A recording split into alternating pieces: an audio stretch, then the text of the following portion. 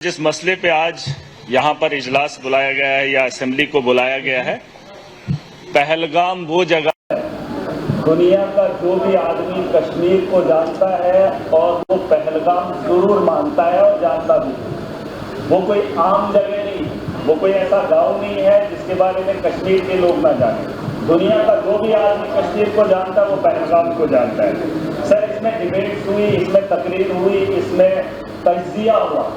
पिछले 6 दिनों से ये मामला देखा जा रहा है और देश के हालात भी देखे जा रहे हैं। पाकिस्तान 4 आदमियों को भेजता है और अपने इलाके में ये काम करके चला जाता है। सर सुन लीजिए, सर 6 दिन हो गए पूरे देश के अंदर अफरा तफरी का माहौल है। जहां हम गमजदा है वहां और जम्मू पे ऐसे मामला देखने को मिल रहे हैं। मैं थोड़ा तवज्जो सबकी चाहूंगा। बहुत सारे लोगों ने अच्छी बात रखी, अपनी अपनी बात रखी। सर, टेररिस्ट ने टूरिस्ट को डराया, टेररिज्म ने टूरिज्म को रोका। सर, हम पाकिस्तान के उन 4 आतंकवादियों को रोकेंगे अगर तो ये टेररिज्म भी खत्म हो जाएगा। टूरिस्ट भी अमन से जो है अपने टूरिस्ट की जगहों पे जो है चलेगा। सर, पाकिस्तान की बात मैं करना चाहूंगा। कुछ लोग कहते हैं अपने देश के अंदर भी कि ये मुसलमान आतंकवादी है। पाकिस्तान से आया मुसलमान जम्मू कश्मीर के अंदर या देश के किसी भी कोने में आए तो उसका दाग हमारे माथे पे चिपका देते हैं सर। लेकिन पाकिस्तान के अंदर वही आतंकवादी जब आतंक मचाता है तो उसे पाकिस्तान के लोग खवारिज कहते हैं।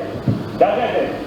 खवारिज कहते हैं कि अपने ही पाकिस्तान में मुल्क के अंदर जब कत्लेआम करता है पाकिस्तान में तो उसे खवारिज कहते हैं, और जब वही आतंकवादी हमारे देश में आता है तो उसे मुजाहिद कहते हैं सर। इस शर्म की बात, ये पाकिस्तान को ये बात बताना बहुत जरूरी है।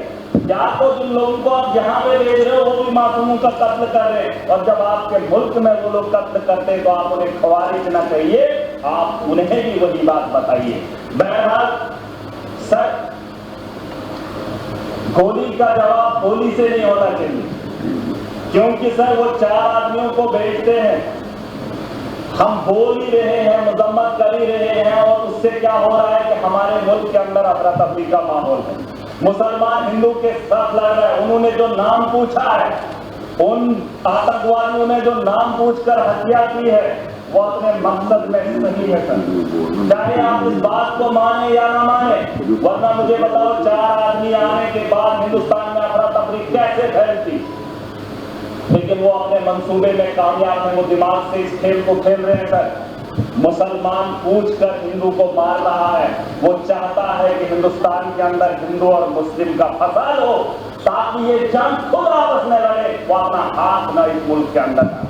उसे यहाँ का अमन और शांति और भाईचारा अच्छा नहीं लगता है। सर, मैं एक चीज बताना चाहूंगा।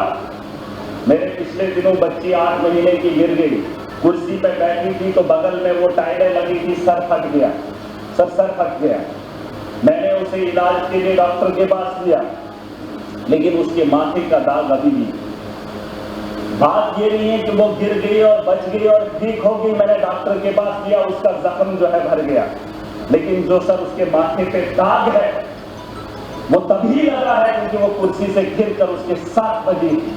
अगर वो कुर्सी पे चढ़ने से पहले ही उसे बचा लिया होता, ना उसके माथे पे कट लगता और ना ही उसके माथे पे वो जख्म रहता। और वो जख्म ये है कि पाकिस्तान से आया हुआ मुसलमान जब यहाँ आतंक फैलाता है तो हमारे माथे पे जो दाग है उसे मिटाने में हमें सालों साल लग जाते। मैं उसे तो बात ही हुई है, मैंने कह दिया खवारिज से। सर, मैं बताना चाहूंगा, एक बात है जिसे हम लोगों को समझना बहुत जरूरी है।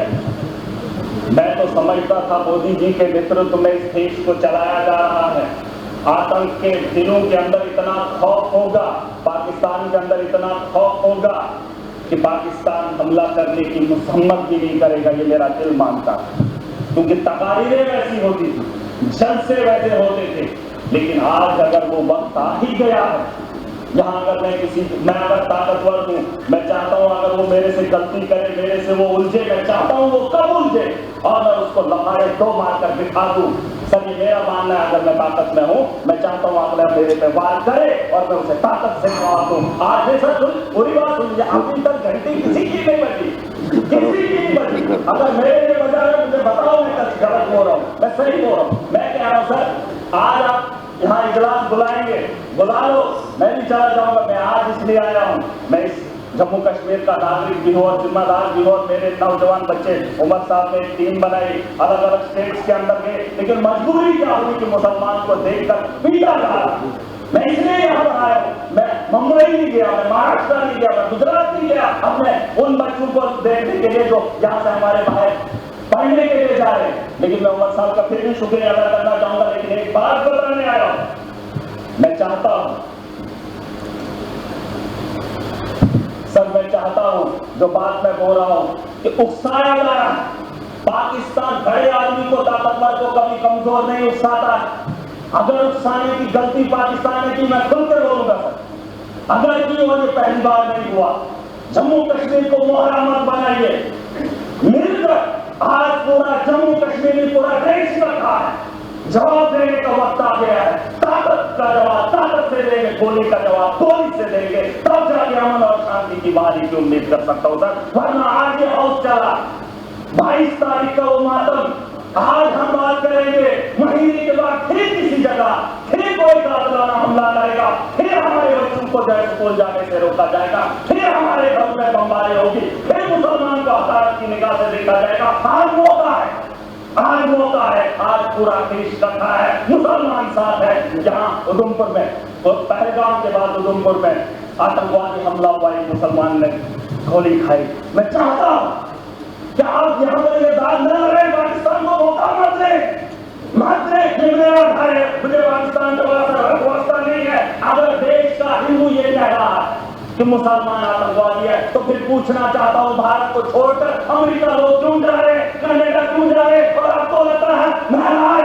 पाकिस्तान जाना चाहता नहीं, मैं ये दुनिया के उन बेहतरीन ममालिक में जाना चाहता हूँ जहाँ बेहतर जिंदगी मुझे मिले। ये दिखा लूंगा दी, जहां खुद भूखे नहीं लोग हूं, उस पाकिस्तान में मैं जाना चाहूंगा। ये दाल खत्म कर दीजिए, ये सोच खत्म कर दीजिए। मेरी लोकतंत्र मुल्क में रह रहा हूं, जमहूरियत का मुल्क है, यहाँ आजादी है, मेरे जैसे इंसान को बोलने का अधिकार है। अरे पाकिस्तान में हालात देखकर इंसान को घिन आती है, लेकिन ये दाग मैं नहीं ले सकता। मैं अपने दोस्त को देश के कोने में पिटते हुए नहीं देख सकता, हिंदू और मुसलमान के साथ लड़ते हुए नहीं देख सकता। पाकिस्तान 4 आदमी को भेजकर देश का माहौल गंदा कर रहा है और हम उसका हिस्सा बन रहे हैं। सबसे बड़ी बेवकूफी इसी की बात की है। और मैं चाहता हूँ सर, मैं चाहता हूँ आखिरी बात, सियासत नहीं है, बस दुख है। अगर ये मामला होता ही नहीं तो हम अपनी कॉन्स्टिट्यूंसियों में काम कर रहे होते। तारगामी साहब ने बहुत अच्छी बात रखी सर। इस हाउस के अंदर जिन लोगों ने हाउस बुलाया वो किसको फरियाद लगे, किसको? सर अगर हमारी सलाह लेनी है तो हमें बुला लीजिए, हम आपको बताएंगे, लेकिन आपको विश्वास करना पड़ेगा। अगर आप विश्वास नहीं करेंगे तो इस हाउस को चलाने से, जीतने से क्या बात करेंगे? वैसे तो डिबेट में पाकिस्तान के लोगों को भी बुलाकर बात कर ही लेते, लेकिन जो पानी का मामला है सर, पानी का मामला रोकना ठीक है सर, लेकिन हम उसको उतना नहीं रोक पाएंगे। 4 दिन 1 महीना रोक सकते हैं, लेकिन अगर रुकेगा पानी तो हमारे लोगों को नुकसान होगा, और जब उसे छोड़ेंगे तो सैकड़ों किलोमीटर हमारे देश के लोग उससे नुकसान होंगे पहले, फिर उसके बाद पाकिस्तान को नुकसान होगा। उसके लिए कोई तैयारी करनी पड़ेगी। 20 साल का यह मामला है सर, गोली का जवाब गोली से देना पड़ेगा। अगर पाकिस्तान को रोकना, हम उनसे ज्यादा ताकत रखते हैं।